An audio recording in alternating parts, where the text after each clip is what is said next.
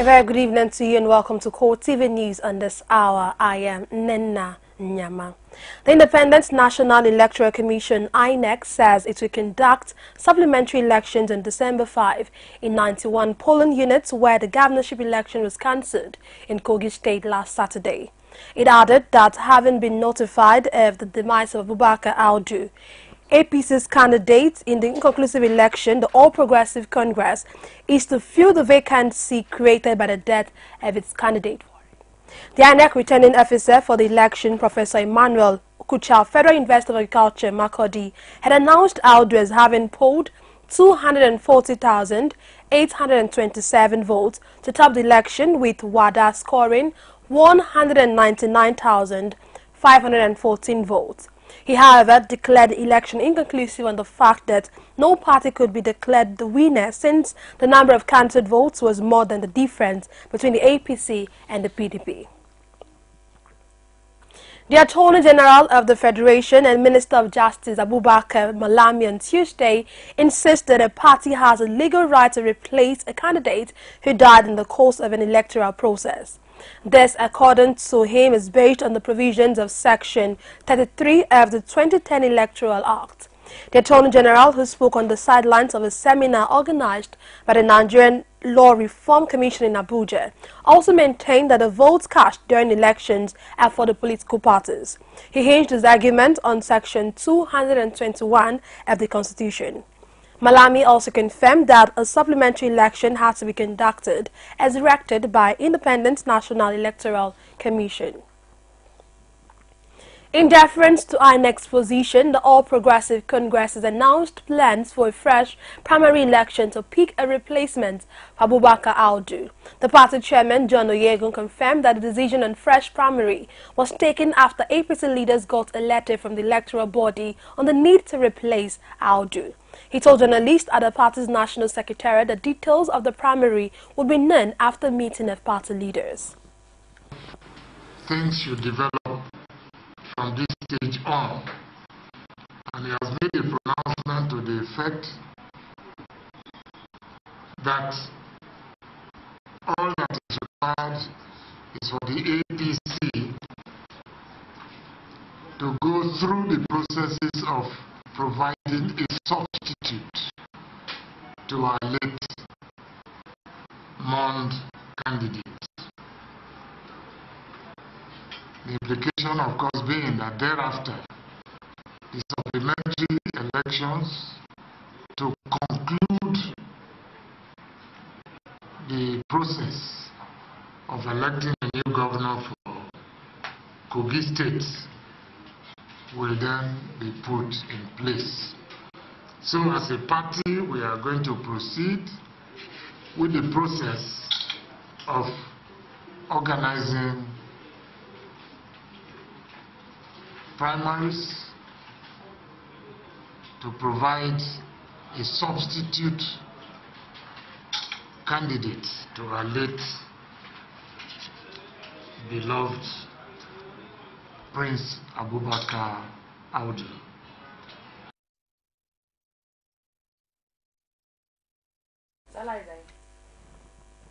The federal government is intensifying efforts to launch a nationwide reorientation campaign before the end of the year. The Minister of Information and Culture, Lai Mohammed, said this on Tuesday in Abuja at a meeting with heads of different agencies in the ministry. Mohammed noted that the meeting was convened to present the template for the massive campaign targeted at ensuring positive change among Nigerians.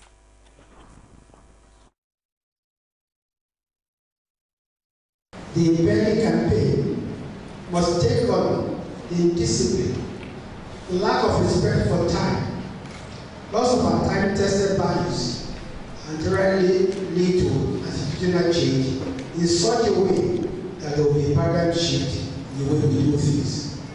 This is also in line with my mission as Minister of Information and Culture. Ladies and gentlemen, I put a numbers of work into the presentations that we are about to show you. Consider them the template for the campaign, but please feel free to critique them and make suggestions so that the campaign can be ready on time for its launch this year, hopefully.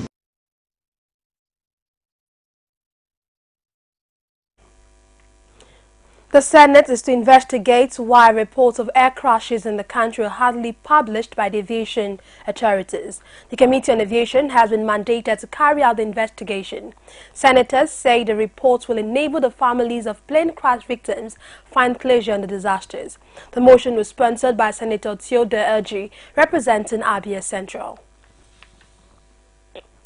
The Senate has directed its Committee on Petroleum Upstream to investigate the recurring fuel scarcity in the country. The mandate is in response to a motion tabled by Senator Jibrin Barua, representing Kano North, on the lingering nationwide fuel shortage. Senators also urged the Nigerian National Petroleum Corporation (NNPC) and other stakeholders to continue to push to stem the tide. Basi Aye, however, reports that an attempt to get the Senate to invite the petroleum minister was turned up down. The motion could not have come at a better time, especially as Nigerians have been spending lots of time on long queues at fuel stations. To these senators, the situation is one hardship too many for citizens to bear. They are of the view that marketers who have been hoarding petroleum products deserve to be sanctioned. Worried that the scarcity is creating an untold hardship to our citizens who have to pay higher prices, for these products, especially the petrol. Concerned that the current situation is not in tune. Convinced that the current situation is not in tune with the desire of the current progressively inclined government. The suffering that our people are going through. Up till this morning, you can still see the long queues. But the issue almost became politicized when the senator representing Abia South, Enyinaya Baribe, insisted that the Minister of Petroleum be invited to explain the situation of things. But he was rebuffed by majority of the lawmakers. In the end, they all agreed that something urgent must be done. There are very important decisions we have to take over the next few weeks, months, of what is best for us in the management of the petroleum downstream sector, regards the supply of fuel in the country. They also say the issue. A federal high court sitting in Abuja is fixed January 20, 2016 for ruling in the suit filed by regional indigenes of Abuja against the federal government over the refusal to grant them a ministerial slot. Justice Ahmed Mohammed reserved judgment after hearing the argument of both sides. The plaintiffs want a declaration by the court that Abuja natives are entitled to a ministerial appointment into the Federal Executive Council and that the non-appointment over the years is a flagrant violation of their constitutional and human rights. They are also demanding compensatory, exemplary damages and legal costs totaling 1.310 billion naira, as well as a public apology.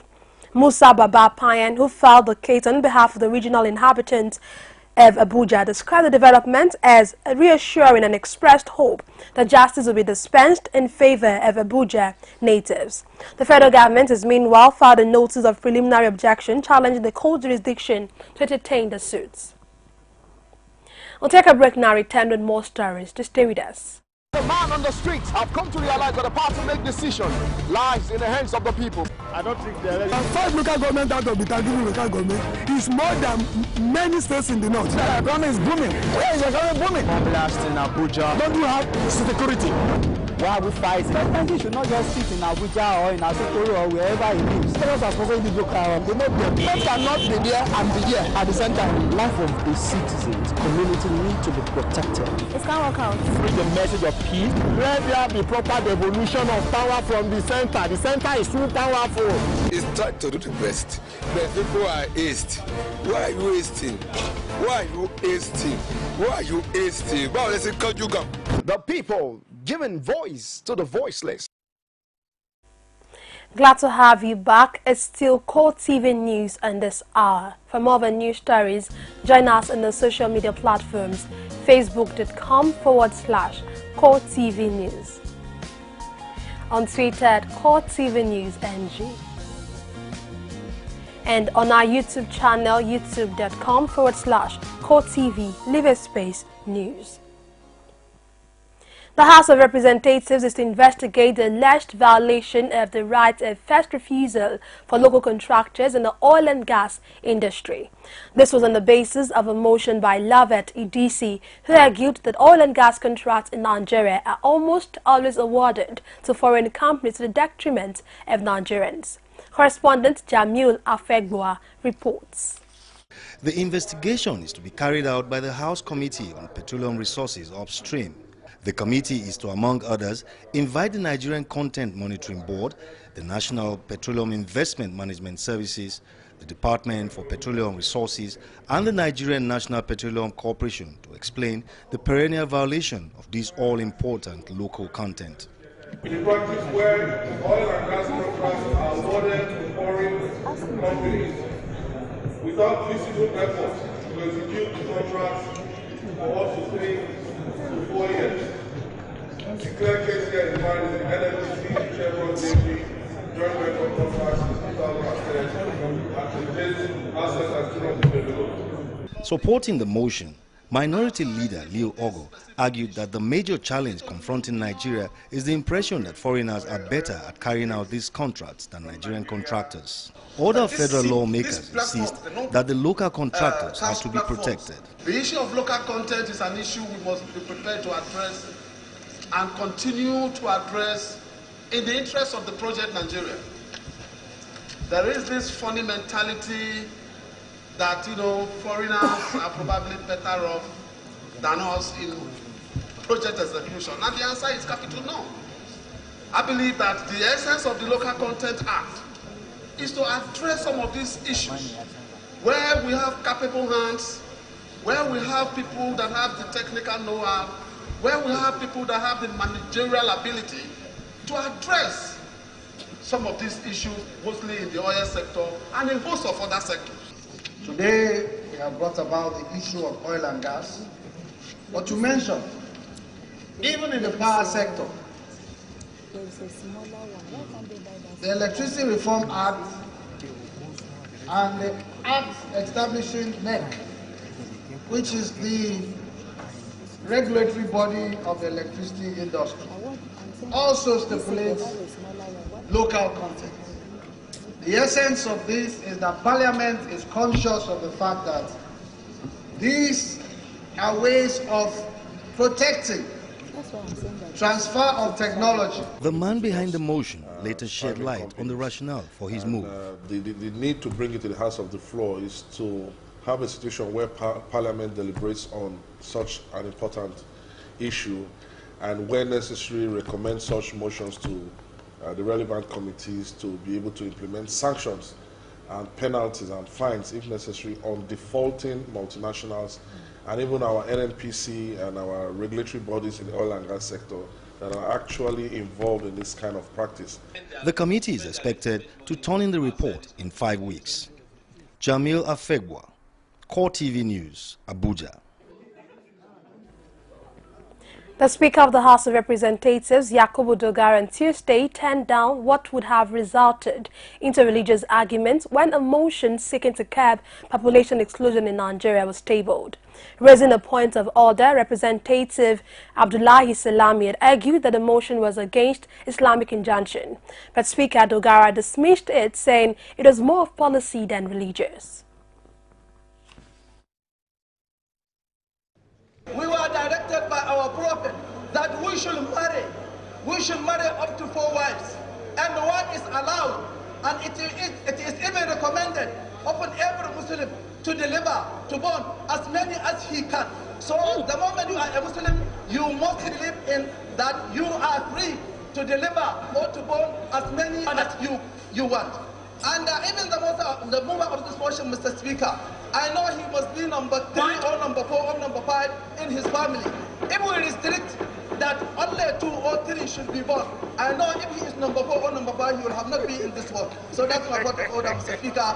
This motion is attacking Muslim and Islam. So we are against it. Thank you. These policies will be developed by Nigerians who are either adherents of Christianity or Islam. It is only when the policies are developed that you can say they are anti this religion or not. But as it is to call for planning, even if it is okay that we continue to add 5 million population on a yearly basis, the truth is that we must sit down and tell ourselves, how do we accommodate this population in the next 50 years? That is the planning. Finish. And then even if you are developing policies, once you have the right department of government doing it, and they come up with that policy, we are still, as representative of the people, we still have the powers to sit here and say, no, they are against this, these policies are not good, you know, or these policies offend this or offend that. But to call for development of policy, I don't see how it is against a particular faith.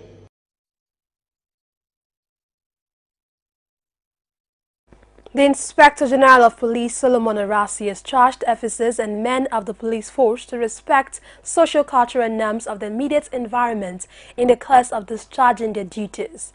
He said this during his familiarization tour to the Kaduna State Police Command headquarters. The Inspector General also used the occasion to promote a policeman who had served for 25 years in the same position. Our correspondent Amina Anebi has more in this report presented from our studios. The visit was a familiarization visit to the command headquarters, but it also created an opportunity for an interactive session with the rank and file.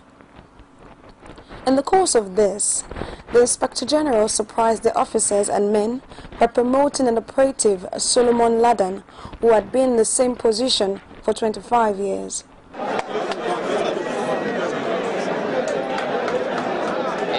I have mentioned the use of firearms. That is one aspect that Nigerians are not happy about. Issue of brutality to members of the public. They are not happy about it. There is nobody who will be happy about it. So you must be very, very careful. The divisional police officers who are here, you must ensure that the people you give firearms to go to the highway, that they are psychologically prepared to handle such firearms. On no account should anybody shoot anybody on the highway. It is unacceptable.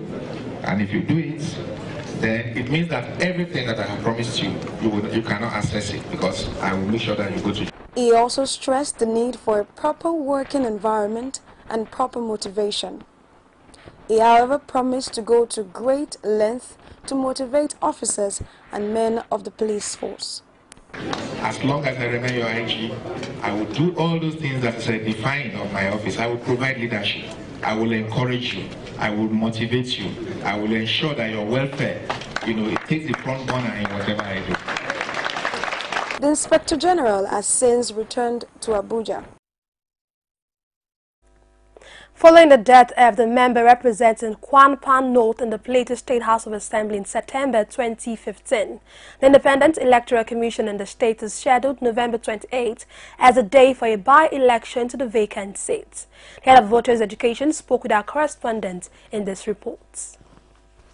The head of Voters Education Unit of INEC in Plateau State, Osas Osareti, has said in line with the electoral law, a by-election has been scheduled for November 28, adding that all necessary preparations have been put in place to ensure a smooth election in Kwampan Local Government Council.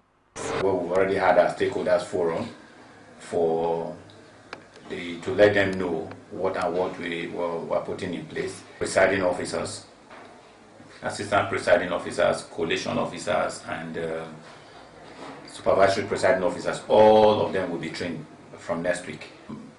The information we gather, that is one area that is a little bit volatile, and the resident electoral commissioner will be briefing the various security agencies. At the local government level there, they have had what we call the ICCS, the Consultative Committee on Election Security. They've already met. The stakeholders have met at the local government level too.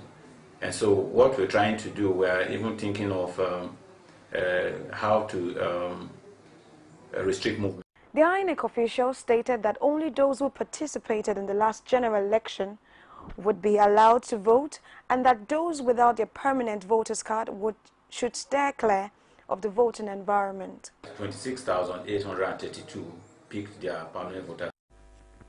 The Minister of Communications Technology, Adebayo Shitu, says the federal government has no intention of bending the rules to allow MTN go unpunished over the subscriber identity model card infractions that earned it a $5.2 billion fine.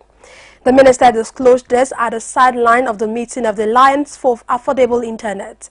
Shitu said the sheer number of pre-registered SIM cards discovered on the network of the telecom was alarming and worrisome.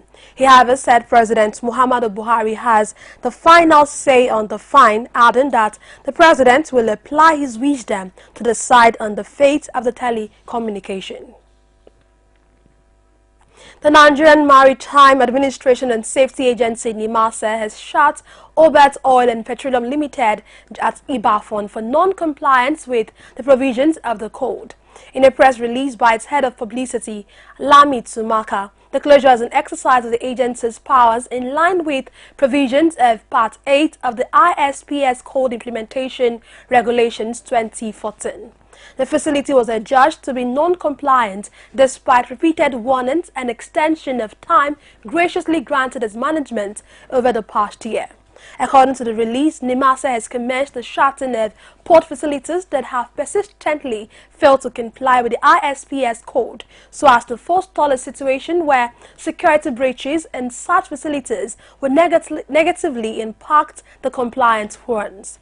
Adding that any shut facility will remain closed until the managers of such a facility correct the identified deficiencies and pay a prescribed fine before they will be reopened for business. We'll take another break now, return with more stories on foreign. To stay with us. You can now watch CoreTV News live from anywhere in the world on our website www.coretvnews.com. Click on Live TV on our website and watch us live. And welcome to CoreTV Primetime Days. To follow us on Twitter, click on Twitter icon on our website. On Facebook, click on the Facebook and YouTube to see all our previous news production. You can also watch us live on YouTube. Click CoreTV, leave a space, then News. CoreTV News, a 24-hour news station. Glad to have you back on the foreign scene. A suicide car bombing claimed by the Islamic State of Iraq and the Levant ISIL targeted a hotel in Hotel's northern Sinai region, killing at least 7 people, including 2 judges. The attack on the Swiss Inn Hotel in the coastal city of El Arish on Tuesday is the latest violence to hit the troubled peninsula, where Egyptian troops are struggling to put down ISIL. The attack came a day after Egypt held the second round of parliamentary elections, and judges who supervised the vote in Sinai were staying in the heavily guarded hotel. Reports also revealed that 4 policemen and a civilian were also among the 7 killed, and that at least 10 persons were injured. People living in the annexed Russian region of Crimea have been without a reliable source of electricity for 3 days after power lines supplying the region from Ukraine were blown up over the weekend. Russia's energy minister Alexander Novak has accused the Ukrainian authorities of deliberately refusing to help rebuild the power lines, which were blown up by unknown saboteurs. The row could inflame tensions between Ukraine and pro-Russian fighters in the east, where a recent surge in ceasefire violation is threatening to charter a truce after 2 months of relative calm. The incident has also prompted Russia to issue a threat to Ukraine that it would cut off gas supplies and halt coal deliveries to Ukraine. A Russian pilot who went missing after his jet was shot down by Turkey over Syria was rescued by the Syrian army. Alexander Orlov says the pilot had been taken to a Russian base. However, this report has not yet been confirmed by the authorities in Moscow. The second pilot and the Marine involved in the rescue operation were killed. President Putin described the downing of the plane as a stab in the back. And finally, Victor Osimhen, top scorer at the Under-17 World Cup, has been included in Nigeria's squad for the Under-23 African Cup of Nations in Senegal. After scoring 10 goals to help Nigeria win the trophy last month, he has been on standby for the tournament, which is also a qualifier for the Rio Olympics. Osimhen was drafted in to replace Isaac Success, who has not been released by his Spanish club side, Granada. The finals will take place from November 28 to December 12. And that's it on CoreTV News on this hour. Thank you so very much for watching. I am Nena Nyama. Good evening.